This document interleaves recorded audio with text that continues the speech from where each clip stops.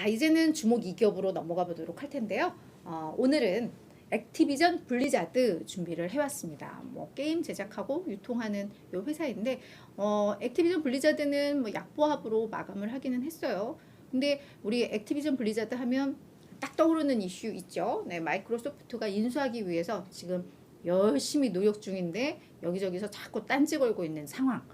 요 정도 이제 우리가 많이들 딱 아실 것 같은데, 도이치뱅크의 이 벤자민 소프 애널리스트가요, 마이크로소프트가 인수하는 그 모멘텀 아니어도 이 기업 괜찮은 기업이야, 이 기업 이 자체적으로도 주가 오를 수 있는 기업이야 라고 평가를 했거든요. 그래서 상당히 눈에 띄죠. 왜냐면 다들 요즘은 사실 액티비전 블리자드가 게임도 유명한 거 되게 많고, 그래서 그 기업 자체로도 평가받을 법도 한데, 지금 그냥 너무 이 마이크로소프트 인수 얘기에 치중돼서 그 재료에 따라서 좀 주가가 움직였던 것도 없잖아 있잖아요. 그래서 그런 측면에 있어서 이거 보고서는 좀 볼만하겠다라고 싶어서 준비를 해봤습니다. 네. 자, 우리 MG5님도 아마 이쪽도 게임 이쪽은 잘 아실 것 같아요.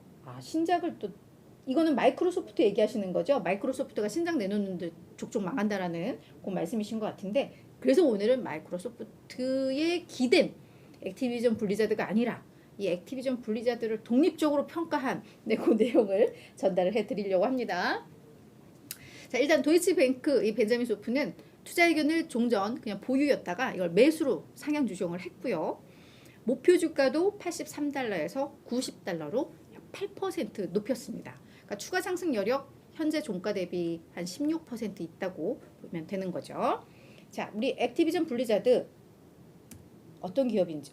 블리자드의 MG5님은 블리자드 약간 좀 불편하게 좀 보시는 것 같은데, 네. 일단 그러면 우리 일단 이 도이치뱅크 의견을 좀 보고 나서 또 우리 실제로 사용하시는 분들의 의견도 좀 들어보도록 하죠. 뭐. 네. 자, 액티비전 블리자드 어떤 기업이냐? 1979년에 설립된 꽤 오래된 기업이에요. 그죠? 우리가 게임 회사들 하면은 왠지 업력이 조금 덜할 것 같은데, 그때 설립된 게임 회사인데, 요 1979년에 설립된 건 액티비전 기준입니다. 그리고 2008년에 액티비전과 블리자드가 합병이 되면서 현재의 요 체제를 구축했죠. 그러면서 액티비전 블리자드가 된 거고, 블리자드는 1991년에 설립된 기업으로 잘 알려져 있습니다. 그리고 2012년에 킹 모바일 게임도 인수를 해요. 모바일 게임 이 킹도 인수를 하는데 2016년에 인수를 하는데, 요 킹은 2012년에 이제 설립된 회사인 걸 16년에 인수를 한 거죠. 자, 그러면 이 액티비전 블리자드 플러스 킹 이 안에는 어떤 게임들이 있나 봤더니, 액티비전은 그 유명한 콜 오브 듀티 요 시리즈를 만들고 있고, 블리자드는 디아블로, 스타크래프트, 워크래프트를 가지고 있죠. 유명하죠. 전 사실은 게임을 전혀 안 해요. 근데도 특히 이 블리자드 게임은 다 들어보고, 네, 이렇게 화면으로 많이 봤던 거라 저는 그래서 되게 잘 나가는 회사구나라고 했는데, 일단 우리 MG5님이 별로라고 하시니까 좀 궁금하기는 해요. 네, 네, 그렇죠. 스타크래프트나 이런 거는 정말 세기의 게임이죠. 제가 봐도. 맞아요. 나연아님 이제 그 얘기도 할 텐데. 자, 그리고 킹의 게임은 캔디 크러쉬 사가라고 해서 요즘 저희 뭐 SNS 보다 보면 광고 엄청 나오는데, 그 알록달록한 뭐 이렇게 해가지고 퍼즐 맞히는 그 게임 광고 엄청 많이 보시잖아요. 그게 요 킹 제품이라고 해요. 그래서 요런 주요 게임들을 가지고 있습니다. 자, 그럼 최근에 이제 주요 이벤트들, 이슈들 정리를 해보도록 할 텐데, 먼저 작년 1월에 마이크로소프트사에서 액티비전 인수하겠다라는 계획을 밝혔죠. 그때 이제 주당 95달러, 그러니까 687억 달러에 인수하겠다라고 하면서 이게 뭐 세기의 M&A다라고 이야기를 할 만큼, 그리고 요 얘기가 나오면서 당시 이 액티비전 블리자드의 주가가 한 60달러대, 60달러 한 중반대, 그것도 이런 소문이 먼저 나갔던 건지 한 며칠 전부터 급등하기 시작을 하면서 사실 60달러 선이었는데, 요거 공개되면서 80달러로 확 치고 올라갔죠. 그 이후에는 그냥 고만고만한 움직임들 나오고 있는데, 요게 이제 가장 큰 최근의 이슈였고, 하지만 그냥 인수할 수 있는 게 아니라 이제 각국 규제 당국들의 이제 승인을 받아야 되는 그런 상황인데 지금 뭐 미국, 영국, 유럽 전반적으로는 마이크로소프트가 액티비전 인수하면 이게 거의 뭐 반독점으로 인해서 시장의 경쟁이 제대로 안 될 거야라고 하면서 약간 우려 섞인 이야기들 계속 나오고 있어서 이제 부정적인 기류가 흐르고 있는 뭐 이런 상황입니다.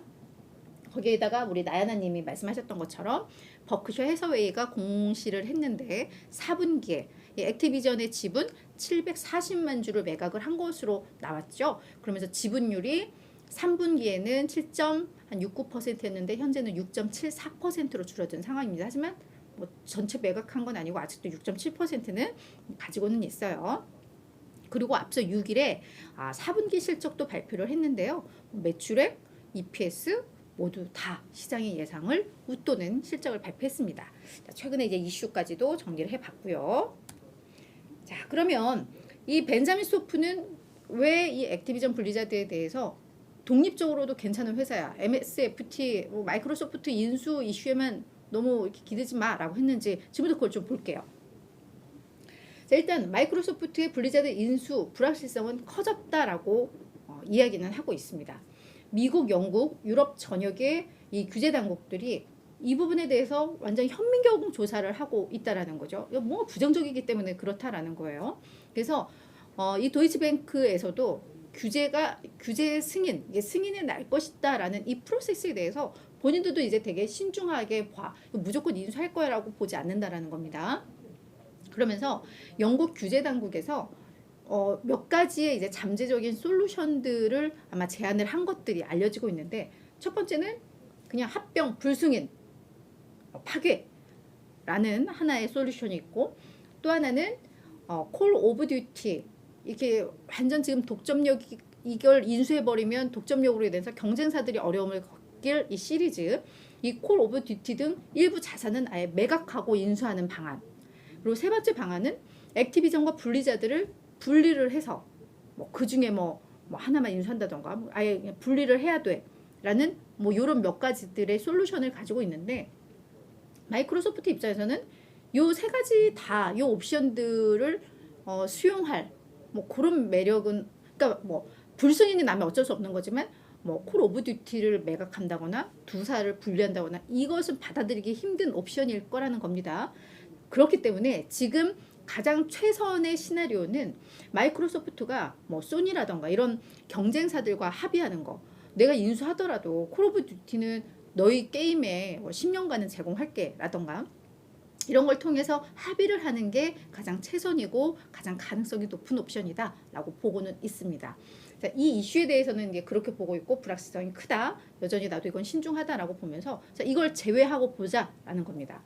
자, 독립적 기업으로도 매우 액티비전 블리자드는 좋은 위치에 있다라고 이야기를 하고 있는데요. 그 이유는 일단 자본력이 매우 우수하기 때문에 재무구조도 탄탄하다는 거죠. 이것은 결국 매력적인 주주 수익을 지원할 수 있다라는 겁니다.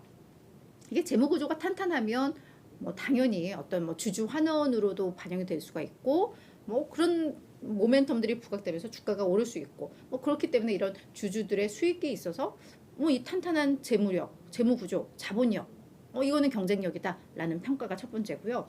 또 하나는 그래 인수가 불발되면 단기적으로 주가 하락은 불가피하다라는 건데 하지만 이런 지금부터 이야기하는 이런 내용들을 들어봤을 때 이건 오히려 강력한 매수 기회가 될 수 있어. 밸류에이션 매력이 그만큼 커지기 때문이야 라는 겁니다.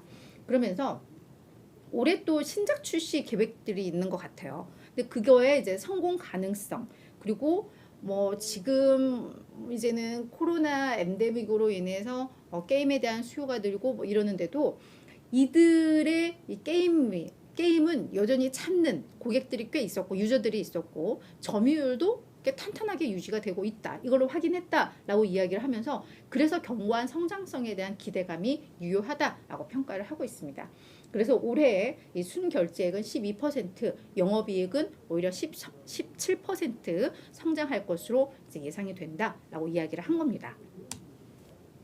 자, 그래서 잠깐 이제 제가 차트를 좀 띄워봤는데요. 왼쪽 차트를 좀 보시면 이게 주가 흐름인데 앞서서 말씀드렸듯이 이것도 제가 한번 그려볼게요. 요 부위, 네, 요때가 마이크로소프트가 이제 인수한다라고 이제 밝혀지면서 주가 급등했던 구간이고 그 이후에 제자리 안 찾고 그냥 약간 그냥 잔잔하게 주가 흘러가고 있죠. 지금 77달러 정도 선이 되니까. 그래서 뭐 아마도 좀 하락할 수는 있겠지만 그래도 지금 또 그런 불안정한 이야기들이 나옴에도 불구하고 이렇게 유지가 된다는 것은 독립적인 어떤 경쟁력이 있다라는 걸 또 인정을 받는 거다라고 또 해석을 해볼 수가 있을 것 같아요. 그리고 월가에서는 하지만 26명 중에서 20명이 그래도 매수의 의견을 유지를 하고 있는 상황이니까 확실히 좀 긍정적으로 평가를 받는 부분도 있습니다. 뭐 평균 목표 주가도 91.3달러로 17.6% 추가 상승 여력 보고 있습니다. 그러니까 도이치뱅크가 목표 주가 올리고 했지만 시장 평균보다도 낮은 수준이에요. 그러니까 어찌 보면 조금은 이 블리자드에 대해서 보수적으로 봤던 애널이 다시 한번 들여다보니까 나쁘지 않네라고 의견을 올린 상황이거든요. 특히나 지금 이 인수합병에 대한 불확실성이 커진 상황에서 그런 점에 있어서는 한번 좀 볼 필요는 있을 것 같아요. 자, 우리 패밀리 분들의 의견도 좀 그럼 볼게요. 맞아요. 나야나님처럼 스타크래프트 뭐 이거는 뭐 세계 역대작 제가 아까 이제 소개를 해드렸는데 MG5님은 이 블리자드가 뭔가 지는 태양 같아라고 좀 이야기를 해주셨어요. 콜 오브 듀티는 그나마 근근히 먹고 사는 것 같고, 그렇죠? 근데 나야나님 아까 워런 버핏이 매도한 거 또 말씀해 주셔서 지금 남은 지분율까지 좀 정리를 해드렸었고, 그죠? 네. 또 계속 기존의 어떤 게임을 가지고 재탕하고 해서 뭔가 오히려 기대작이 없어 보인다. 또 이런 말씀도 해주시는데, 전 사실 말씀드렸듯이 게임을 안 해봐서 몰라요. 그래서 이렇게 또 게임을 해보시는 분들이 올려주신 이런 의견들도 좀 참고를 하시면 도움이 될 것 같아요. 감사해요. 저희 부족함들을 우리 패밀리 분들이 잘 채워주고 계십니다.